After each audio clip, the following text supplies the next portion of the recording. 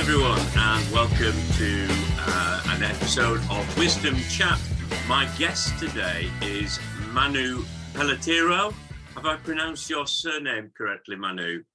Yes, that's correct. Thank you, Phil, for having me. Brilliant. Well, welcome, Manu, to Wisdom Chat podcast. Really appreciate you giving up your time. Before we get into the meat of what we want to talk about, I noticed that you, as I've said earlier, you've got a great love of the sea, and I'm curious in terms of what do you do? What is your involvement? You've got a lovely picture up on LinkedIn profile with you behind the wheel of a yacht. It appears that you're in a race. Tell me a little bit about your nautical experiences. I mean, I've been on the sea since I can remember. I grew up in a small fisherman village. My granddad has a small boat. My dad has a small boat. So yeah, I've been in boats and sailing, fishing all my life. Anything on the sea I enjoy, like from swimming, rowing, canoeing, windsurfing, kayaking, sailing, kite surfing, dinghy sailing, dinghy racing. I spent all my childhood on the top of a boat. So yeah, I spent so many hours on the boat.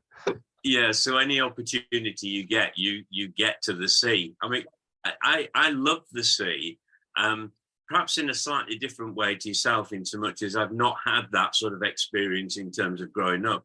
I grew up in a landlocked area of England, and so going to the sea was quite an adventure.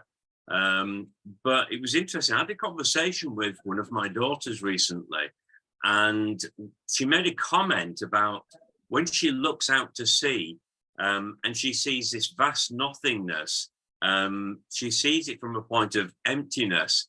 And I said, that's really interesting, because when I look out at the sea, and I love being by the sea, I see adventure and opportunity. And you know, that photo that you've put up on your profile tells me you're a man of adventure. I mean, I wouldn't consider myself a man of adventure, to be honest, but you know, I like to travel. That picture actually is crossing Atlantic. So that picture is in the middle of Atlantic. And it's way more boring and way more dull than that it sounds. Well, yeah, because the Atlantic can be quite mixed, can't it? In terms of, it can be very sort of tranquil in some respects, but it can also be quite stormy. It's a real mixture, really. What was your experience like? If you do the things right, it should be boring. If you do the things right. If you do the things wrong, it might be exciting. But it's because you have done something wrong, you know, because you have took the wrong route, or you might have left the wrong days, or with the wrong weather forecast. But you know, if you do things well, it's pretty boring. I mean, you have your day-to-day routines, your watches, but you know, besides that, it's a lot of reading, really. Yeah, I mean, just listening to what you're saying, it strikes me that there's a lot of planning and preparation that goes into a journey like that before you even begin. Am I right in saying that? I mean, you talk about the weather and leaving at the right time. You've really got to know your weather, haven't you? And I mean, it's everything. You need to plan the crew. Crew management is super important. That's where things can really break. Yeah. Food, water, weather, equipment, engine, petrol. Yeah. So yeah, there are many things to look at. So that's why you need cheat sheets. Otherwise, you always forget something. I won't say too much of my own experience. In terms of my preparation for going out on the sea, it's usually, have I got enough air in the boat, as in the dinghy? That's been the sum total of mine. And I suppose the next biggest thing would be, you know, crossing somewhere over a ferry. I remember crossing between the North and South Island of New Zealand. And one of the things I was really looking forward to was the sea life, and hoping that I would see, you know, some activity in the sea. And talk about boring. It was extremely boring, literally nothing, and it was just boring sailing all the way. So fortunately, it was a long journey. But yeah, I just find what people do, their interests other than what they do as in terms of work, quite fascinating. It says something of a person, and so thank you for sharing that, Manu. You shared that it has a spotted minefield. Yeah. But just taking that theme of planning and preparation, I mean, looking at your sort of journey in your career and the organizations you've looked for, there's been a lot of, so I suppose, really build up toward you co-founding Invest. Tell us a bit about that journey and tell us a bit about Invest. To be honest, although, I work across a couple of sectors, investment banking, consultancy, software, and now fintech. But I've been always doing the same thing, financial modeling. So everything has been about financial modeling. Yes, building financial models for different purposes, whether it's for price and stock, to do a merger and acquisition, to do a strategic asset allocation for insurance companies, to price different financial vehicles, whatever it was, and now benefits. It's always a financial model. So that's the main bone of my professional career. So you bring a lot of experience around sort of the financial area and financial modeling to what you do now. I know it says on your profile that Invest is a software platform for financial inclusion that offers data-driven solutions for benefits and debt and the debt advice industry. I know you now in that sort of 8 years of history, or more than 8 years of history of Invest, you're now working with some quite big organizations nationally. Tell us a little bit about the platform and what was the motivation for creating this platform in the first place? Well, the origins of the business were a bit different. So we set up the business as a consultancy company. So we were doing financial modeling for different banks, insurers, and asset managers in Scotland. And then on the side, we also did a bit of pro bono work or heavily discounted work for CDFIs, welfare advisors in Scotland. Because we like the drive for having our tools being used, and sometimes big banks move a bit slowly. So we also love to work with these companies and also to create a bit of positive impact. And when we were chatting with them, they were sharing. So the initial projects were maybe a chatbot to automate their customer support or some system integrations to help them to work more efficiently. Nothing specific, not a specific product. But in those conversations we had with them, they were mentioning how hard it was for their advisors to calculate the amount of benefits people were eligible for.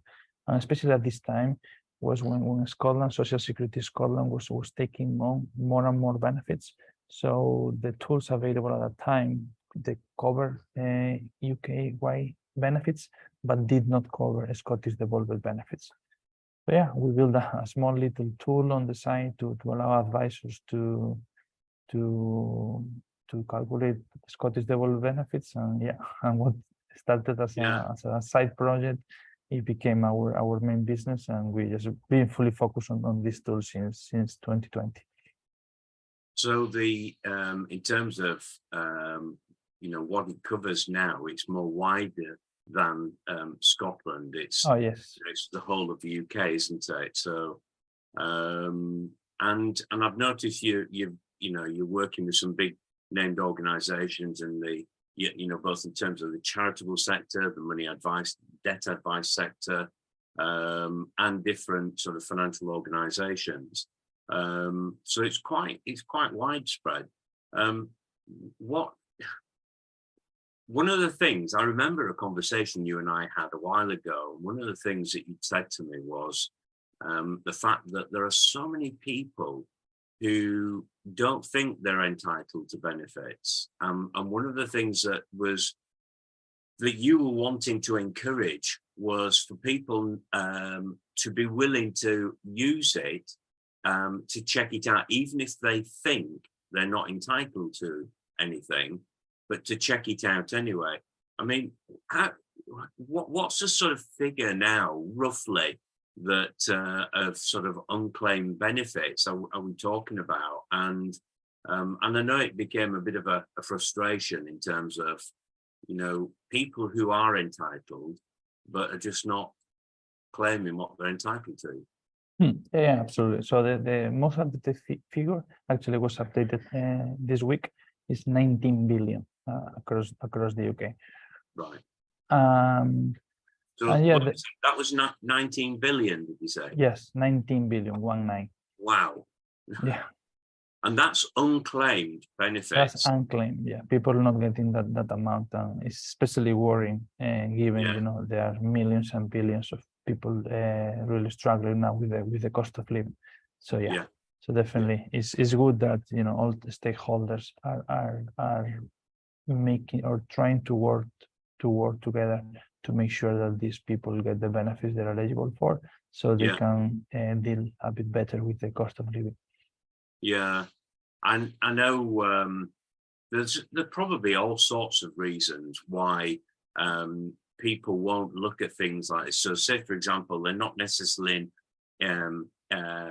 in debt, but they may be worried about their finances. So even for people like that, you would still encourage them to at least check it out. Yeah, yes, it's a key difference I feel here, because it's very hard to encourage someone that believes they don't have to check it, right? Because you will need to really push them to do something they don't believe they have to do, right? So for many people, one of the main reasons why people don't claim their benefits is because they believe they're not eligible for them. So it's very hard to convince someone to check their benefits, even they think they're not eligible for. Right. So the way we come up around this problem is by using past and existing data and to estimate the benefits they can get. And then we proactively nudge people about these benefits. And then when we proactively nudge them, then we are able to tell them a figure. Hey, we believe you can get £400 in additional benefits. Go and check. So this is a more powerful message than, hey, make sure you claim your benefits. Because why would I care? I don't have any benefits. I don't want to check them. But if we tell them, hey, we look at your data and we believe you can get £400 extra per month. They say, shit, it's my data. They look at my data. I can get all that money. Okay, I'm going to check. Yeah. I think one of the things that I think is in our psyche as a culture in the UK is the difficulty in accepting charity. You know, I'm using that term because often that's how people think, that they think, oh, you know, this is like receiving charity, and no, you know, I'm okay. I can deal with this on my own. And yet we're actually not talking about that. We're talking about what people are entitled to. And I think even the older generation, when I speak with them, it's they've always thought about, I've got to work for this, and not necessarily thought of the fact that I've put so much into this country, I am actually entitled to something back. And in many cases, they are, but they're not claiming it because either they don't know about it, or it's a very difficult concept to get over in their mind. What sort of success are you having in targeting, say, that group of people and encouraging that group of people to engage with the platform and engage with yourselves or with your clients? Yeah, no, I agree. There's still a lot of stigma attached to benefits, right? But benefits don't always come on the traditional welfare support, where you have to go to the job center to sign and fill the forms, right? Everybody likes all good discounts, right? So most of the benefits are actually discounts. For example, you have social tariffs, which are discounts from your water, energy, telecom companies. Who don't like a discount for them? Others, like really valuable as well, is free childcare. You know, who doesn't like a discount of a couple of thousands towards the education of your children? Also, who doesn't like a discount on your taxes? You know, a big discount is council tax reduction. So many of the benefits are not just, you know, a welfare payment. Many of the benefits are actually a discount on your existing expenses. And people do love discounts, but you need to make them aware of these discounts. If people don't know about them, of course, they won't apply for them. But if we make them aware, so maybe there's a chance for them to won't apply.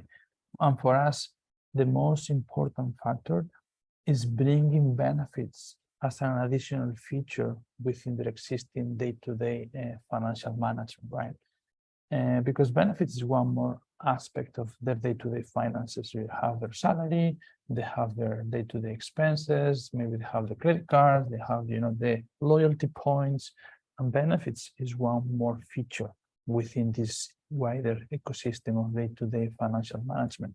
So that's the key. To normalize more benefits is bringing to the same place where they are managing their finances.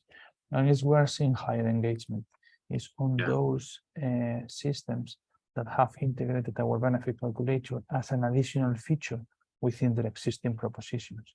So a fantastic example is WageStream, that add our benefit calculator as part of their app that helps workers across the UK to get salary advance and better manage their finances, or also Money Hub as well, which is a personal financial management platform that uses open banking to help people manage their personal finances. So those are great examples of how they bring features in a wider financial management, financial planning proposition. So that example that you gave with WageStream, very much in the workplace and employees. So WageStream works with employers to provide, I suppose, in a way, kind of benefits. It's sort of tackling that realm within the workplace, and in amongst that, obviously, the work that they do around sort of financial inclusion, financial well-being, and so on. But what about the sort of the everyday person in the street? Because I was thinking about what you just said about you know, getting that message across. So it's not just about benefits; it's also about discounts to your existing costs. And when I think back, I mean, I've got 3 daughters. They're grown up. They've now got their own children. So I've got soon to be 8 grandchildren.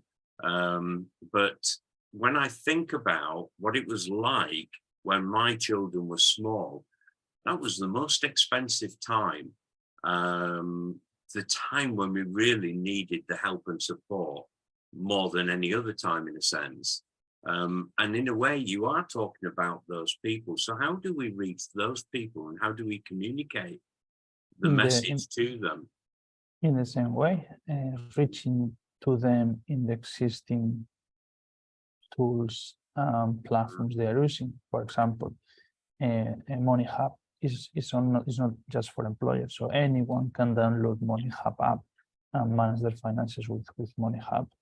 And we also work with NatWest. Of course, has a massive footprint across the UK. So NatWest customers can manage their personal finances and also use our benefit calculators through there.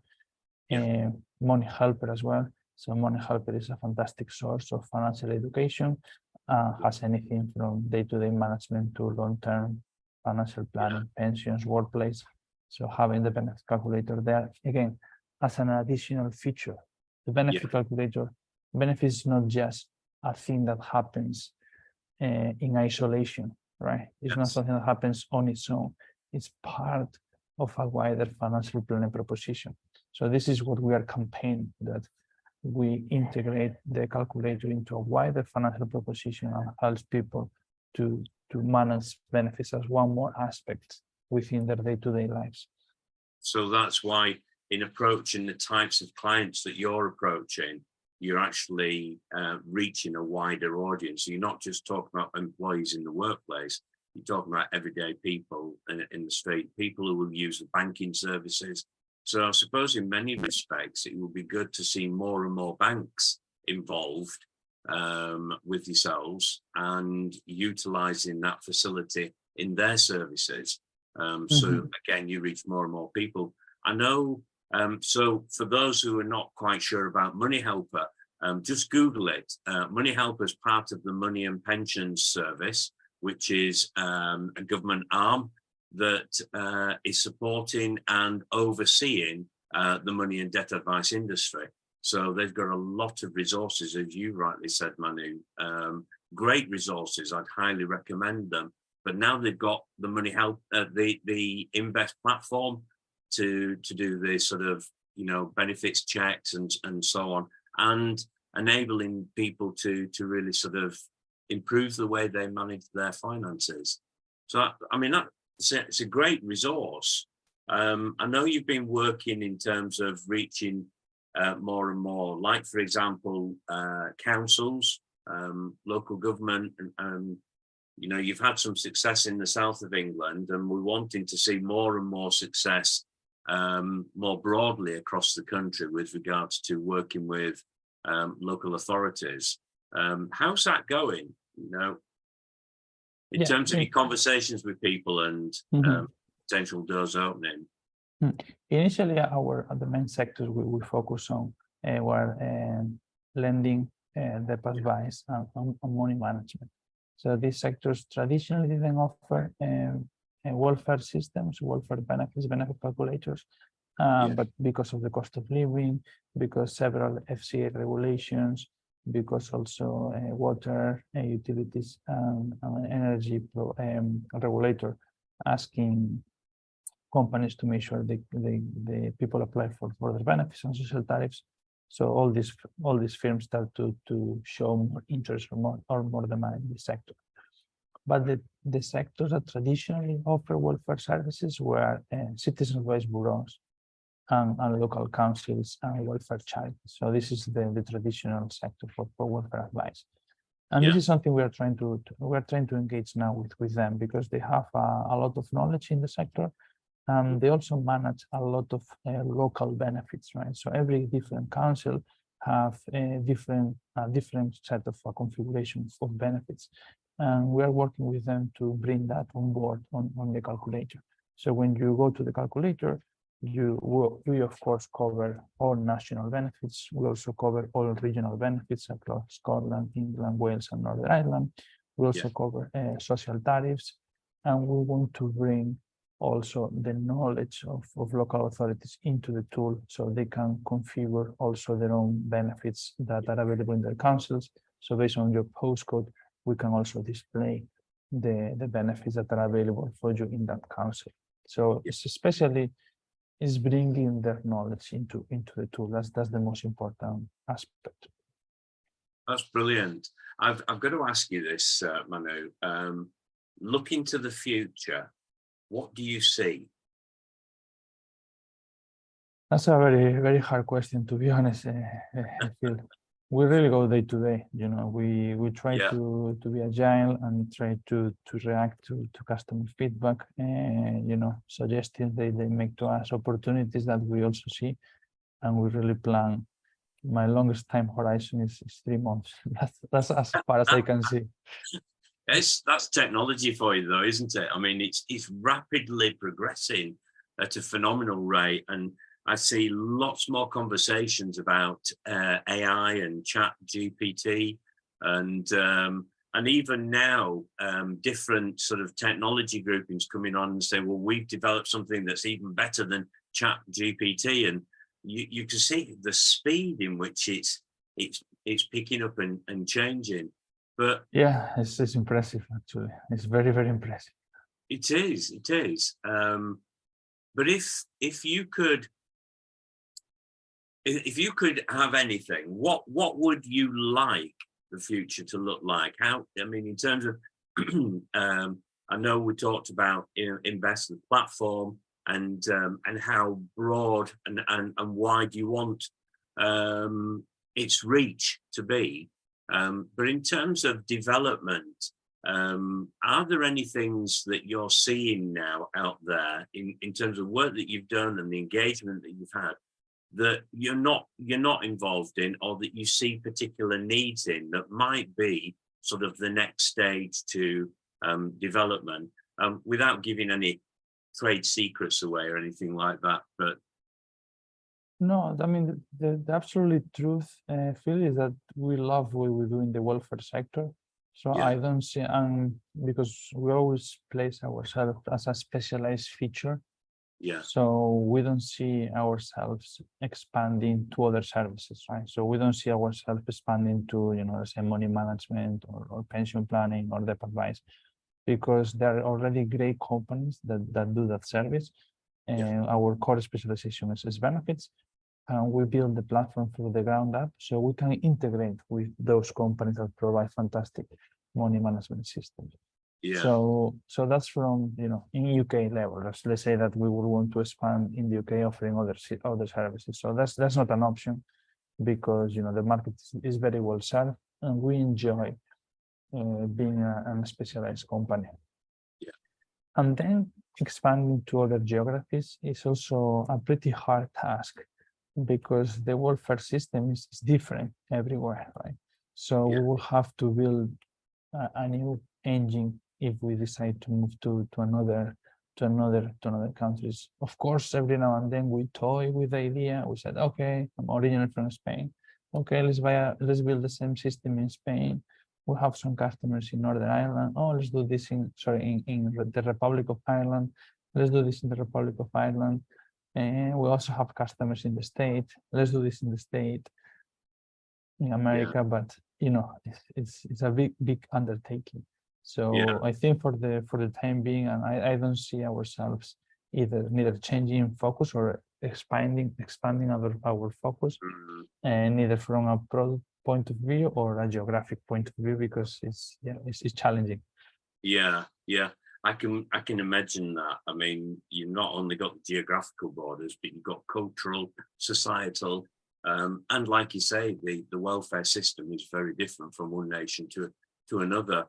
I remember years ago, a charity I worked for that started to expand into other nations had to be very, very careful where they expanded to, and at the timing of that expansion, simply because principles of what they did could be transferable, but there were many aspects that they would have to respond differently to and operate differently to, because of the nature of the systems in those nations. So I do understand and appreciate that. Manu, it's been wonderful chatting with you. I do wish you all the best, and I wish Invest all the best. And there's more and more opportunities to engage with a wider sort of client base, both in terms of local government authorities, but also in terms of industry sectors, because at the end of the day, I suppose you're wanting to be able to reach as many people as possible. So I wish you all the best in that. If there's one thing that you'd like to say to our listeners as a sort of closing remark or an encouragement, what would you like to say to them? So if you work in local authority, please reach out. That we would love to include your benefits, so your residents can find them out easily from the benefit calculator that I've been talking about. This is available in many leading financial companies like Money Helper and WageStream. So your residents will be much better off. Yeah, brilliant. And in terms of reaching out to you, how could people get hold of you, Manu? Very easy. Either go to our website, invest.ai, or sending me an email, manu@invest.ai. Brilliant. Thank you so much for your time. Really appreciate chatting with you and catching up with you again. And hopefully we'll catch up again in the not too distant future as well. Thank you, Manu. Thank you, Phil. Thank you for having me. It's a pleasure.